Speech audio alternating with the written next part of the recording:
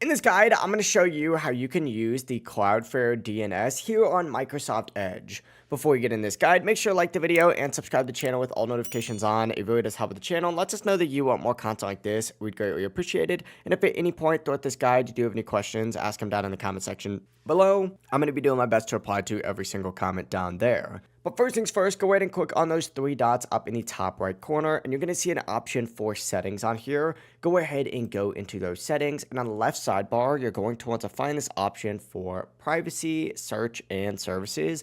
Open that up and scroll down, and you're going to see a security tab. Open that up, and from here, find the option to use secure DNS, and make sure, firstly, that it is turned on, and then you'll actually have the opportunity to choose a service provider. So go ahead and select that. And from the drop down right here, go ahead and choose Cloudflare. Overall, it really is as simple as that. If this guide did help you out, make sure to like the video and subscribe to the channel with all notifications on. It really does help with the channel and lets us know that you want more content like this. But if you do have any questions, remember you can ask them down in the comment section below. But just like that, you're going to be using Cloudflare DNS here on Microsoft Edge. Have a great rest of your day though. Peace.